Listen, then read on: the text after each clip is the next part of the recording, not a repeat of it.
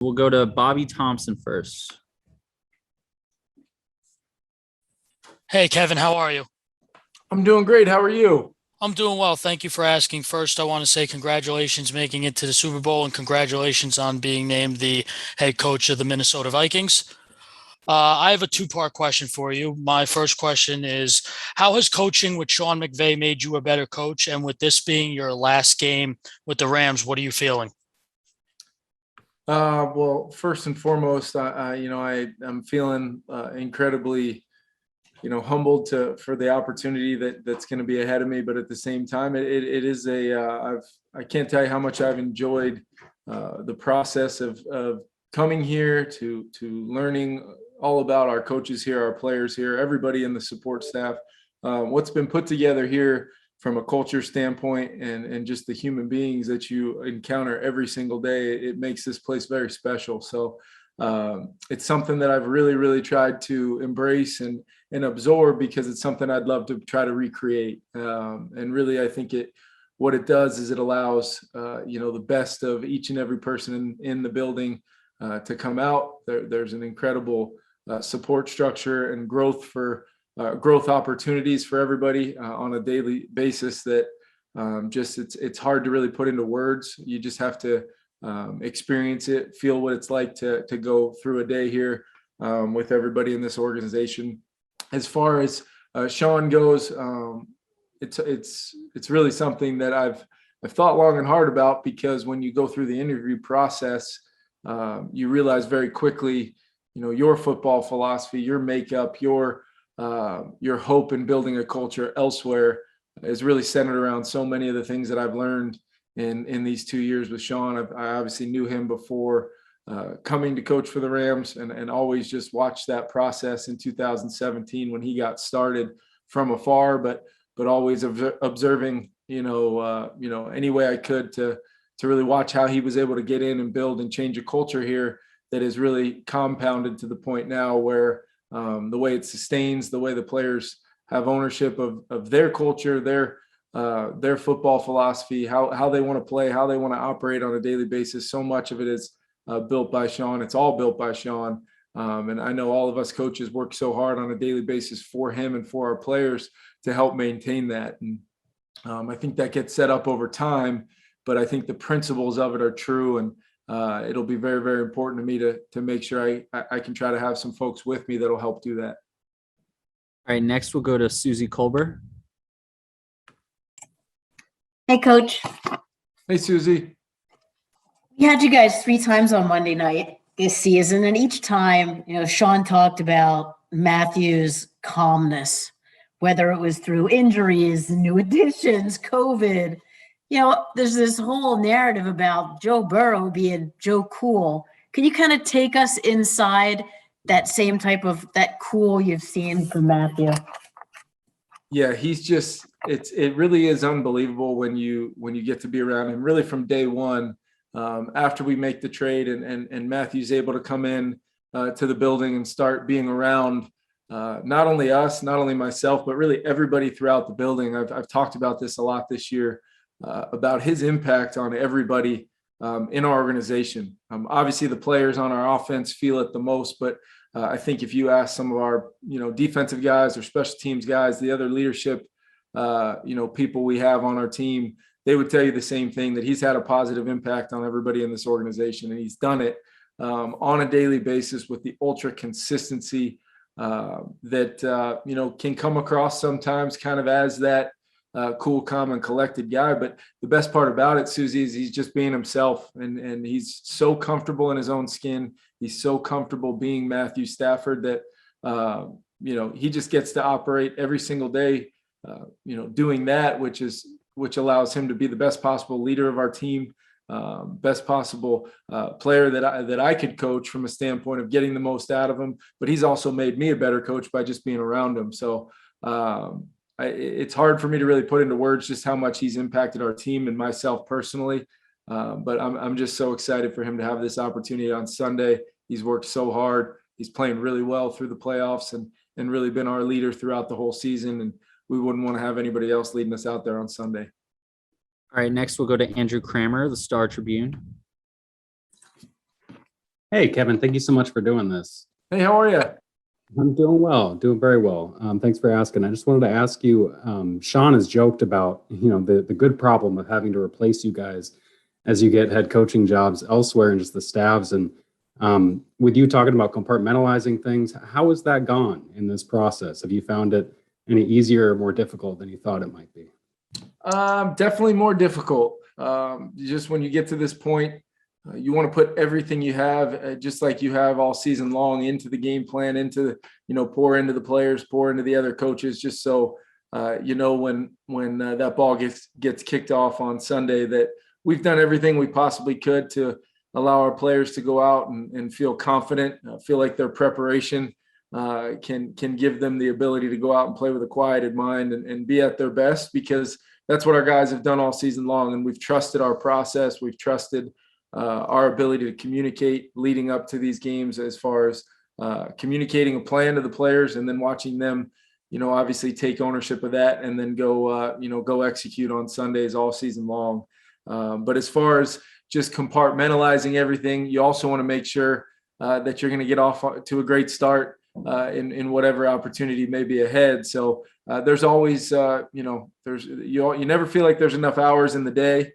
You never feel like there's enough time, but my main focus has obviously been, of course, would be making sure that, the Rams are, for whatever I can control, as prepared as possible for this coming Sunday, while also having, kind of that long-term thought process going on at the same time. All right, we'll go to Kurt, KABC. Hey, Kevin, hope you're doing well. Curious if you could explain quieted mind and normal week. How much is normal? How much is not normal? How much, when you put your head on the pillow, is your mind not quiet? It is not. That's a good question. As far as normal week, all of us coaches are creatures of habit. When you watch tape, what kind of tape you're watching, whether it's first and second down, third down, red zone, 2 minutes, the situational things that we kind of go through our process every week, that leads to you obviously implementing the game plan within the confines and in a way that the players can really absorb it, but at the same time, you feel like you have ownership to deliver not only the key points and messages for the game plan, but have ownership over the opponent. And obviously with the challenge we're going to have Sunday with a really, really good defense, it's something that's, always going to be a challenge, but you got to always make sure that you keep the main thing, because in the end, you only get one opportunity to go through this process, at least this year with this version of our team, and you want to be at your best for them. All right, we'll go to Claudia. Hey, Kevin, congratulations. Thank you very much. You have players that came back from injuries at the right timing. You guys seem to be picking going into this Super Bowl. What do you and the coaches see as the most common challenges going into a game against the Bengals? Well, it's been awesome to kind of have our players, be able to come back and some that maybe we didn't think we would have. And I think it's such a credit to Reggie Scott and our training staff, our strength staff, our whole sports performance crew. They do an unbelievable job with our players. Our players are incredibly bought into our program here. And they've really, received the rewards from that by being available to play. And if an injury does happen, our guys are incredible about, very often when we hear an estimation of when a player is going to be out, a lot of times that ends up holding true if not earlier. So I think it's really, really important. And as, you mentioned, kind of incorporating some of these players back while also still having guys that have stepped up in their place or in their absence. That's a good problem. The depth that creates, obviously the ability to use multiple peoples to keep our guys fresh. All of those things are really, really good things for us. So there's really not too much of a challenge when it comes to just getting the majority of our roster back. Obviously, we're still missing some critical pieces like Robert Woods and Johnny Munt, different pieces that we've had at different times up front for us. So there's no question it's great to have them all back. We wish we had everybody, but our group's in a really good spot as a whole, and we feel pretty good about it. All right, we'll go to Zach Cox. Hey, Kevin. I know you're only in New England for one season, and it was quite a while ago at this point, but I'm just curious what memories you have of that 1 year with the Patriots, of sharing a position room with Tom, learning from Bill Belichick, just what you remember from that 1 year. Yeah, it's a really good question. I always tell people this. I feel like although I felt like I was thrown into the deep end of the pool a little bit as a player coming out of college, going into that football culture, it was an unbelievable learning experience for me. And I feel like at that moment, mentally, I felt myself finding that love of the other side of it, potentially getting into coaching once I got done playing.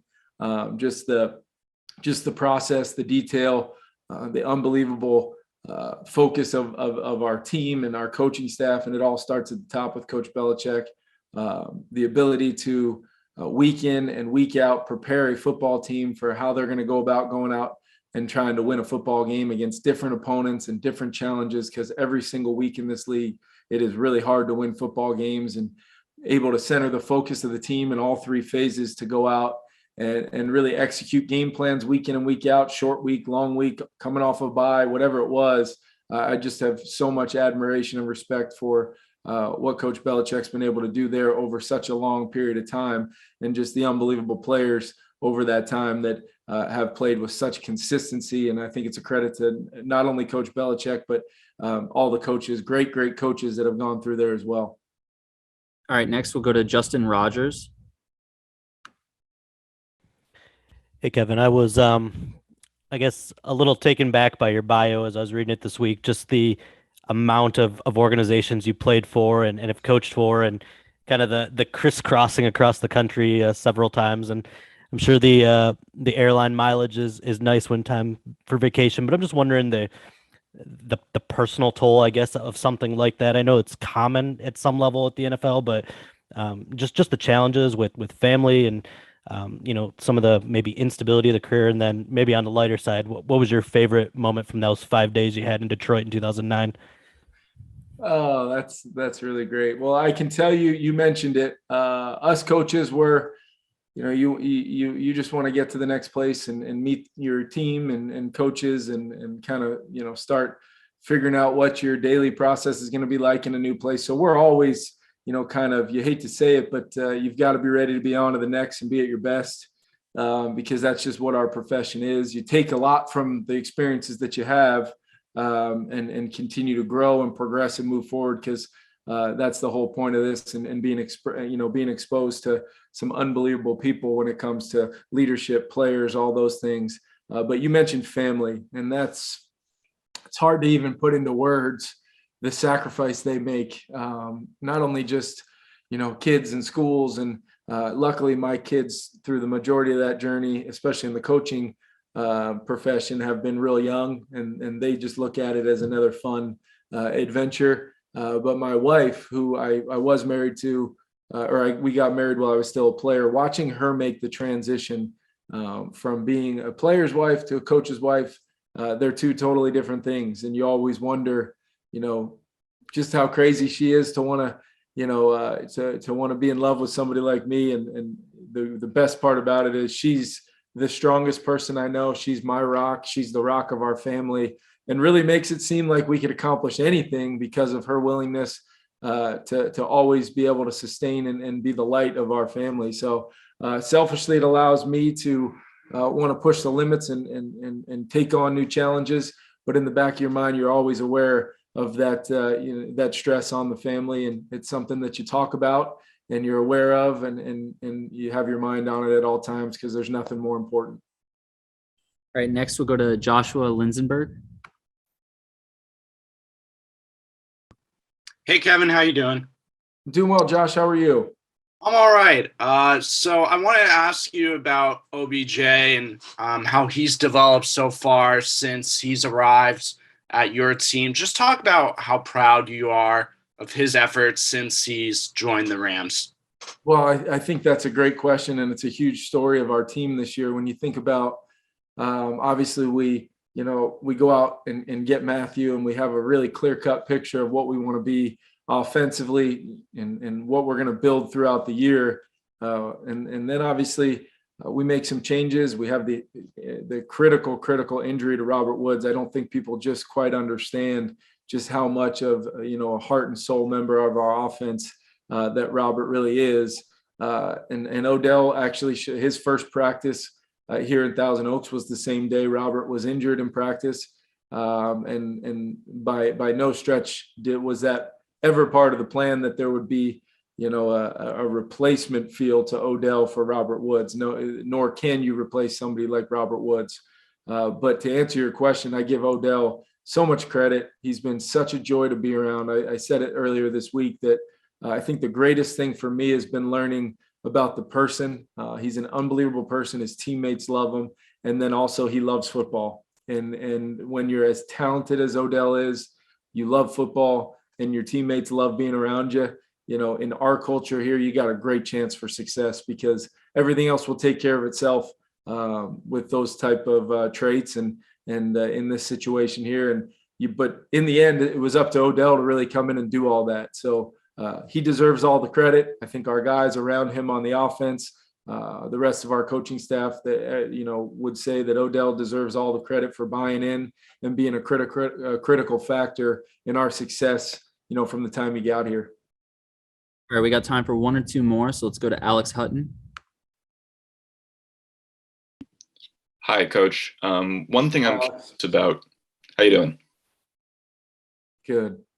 One thing I'm curious about. Super Bowl, obviously a neutral site game, being played at your home stadium. Are you preparing for this the way you would for a home game, or is there sort of something different in that sense? Yeah, that's a good question. I think you prepare in a lot of ways, like, it's a home game because we'll be very familiar with the surroundings, the locker room, our sideline, things like that. But at the same time, at different times this year, we've had to really, have conversations about crowd noise and silent cadence and all those things. And the best part about our stadium, for those coming to the game this Sunday that maybe haven't been to SoFi before, it is an unbelievable experience, I believe, for the fans because the acoustics and the noise and just how just the energy that you feel from our stadium, no matter really when and what time of the game it is and what the score is, you always feel it. So I imagine the Super Bowl will have an extra layer of that, obviously. But depending on what area of the field you're in and where Rams fans and Bengals fans could be in larger numbers, sometimes you could possibly need to trigger a silent cadence, and then the very next play you might be out of it, depending on the situation, depending on where you are. So we just have to be prepared for everything. We have to be prepared, and Matthew's got to kind of gauge that with the rest of the offense and really those old linemen up front as far as what exactly is the environment that we're playing in and how do we use our tools that we have to help our offense in those situations. But that's a good question. All right, we'll go to Hassan Khan. Hey, Coach, appreciate you taking the time. I wanted to ask you, as you are closing one chapter of your career and opening the next, hopefully on a high note, ending this chapter, I wanted to ask you what life lessons and cultural aspects that you learned from your tenure here with the LA Rams that you would like to institute in your future endeavors. Yeah, that's a big thing, obviously. I think I would start out and just, really talk about the collaboration that goes on and the communication that goes on in our building, player to player, player to coach, coach to player, coach to coach, our staff with the front office, our staff with, I mentioned, the sports performance team, our equipment staff, really our operations people. Everybody is in lockstep. Everybody is in sync because the communication is at an elite standard on a daily basis, in season, off season, whatever it may be. And I think that all comes from our head coach and the rest of our leadership with Kevin and Les and Tony throughout our whole organization. And it's been set up that in a way by that leadership group to really thrive. And then obviously getting the right kind of people to come in here and take that and really run with it. I think the consistency of our process is another part of our culture. Understanding that having foundational points to your culture is a great thing, but if it's not a consistent thing, that we hold each other accountable as much as possible in the right kind of ways every single day, it really means nothing if it's not a consistent thing. So I'd really say those 3 C's right there of collaborating that goes on, the communication that goes on, and then the consistency to make sure that those 2 things are always happening to go along with having great people in the walls of this building. All right, we'll go to Jake Malik. Hey, Kevin, how are you today? I'm doing well, Jake. So you had a pretty great offense to work with this season. You guys brought in OBJ in the middle of the season, and that, I'm sure that was pretty great. What was it like just having Matt and OBJ and even though you lost Robert Woods, what was it like with him? What was the feel for the offense this whole year? Because on the field it looked great, but I'd love to know, what the locker room feel was and what was, the whole feel with those guys throughout the season. Yeah, it was really, the energy and the enthusiasm that we operate with on a daily basis is really something that I will try to obviously replicate and duplicate that in future opportunities, because the enjoyment that you can have when you're operating with urgency and detail and understanding how important even the smallest of details may be can allow you to have the freedom to allow that process to show up on game day. And all of our guys, the one thing that you really start to learn is just how much they love playing for one another. They love their teammates, but then they love football. They have joy playing this game. They have joy competing. It's something that you can always tell our guys are at their best in big moments because they love competing and they love doing it with their teammates. And that would really be what I would say is just that aspect of our group this year for this team has been something that I will not forget. All right, and then we'll go to Mark Craig from Minneapolis Star Tribune. Hey, Kevin. Just a lot of talk this week about the McVay tree, and I don't know if we should call it the sapling or so young. But when someone mentions that to you as the next branch of this tree is coming up, what's the first trait that comes to mind when you hear this McVay tree talk? I would say leadership. Like I've talked about a couple of times, just the certain aspects of, what makes the culture in this building and the culture of our team what it is. There's a lot of examples you can say. There's a lot of things that, you can really cite examples of. But I think about the person. I think about the human being, the leader that Sean McVay is, his willingness to teach, his willingness to motivate and lead. He's really a special human being. There's a reason why he's had the success that he's had. There's a reason why he's able to bring along and really enhance the coaches and players, everybody that comes through this building because of who he is as a person. He's an unbelievable human being. He's one of the greatest people I've met in this league, and the most caring and understanding and just willing to always be at his best for those around him, because he knows how important it is.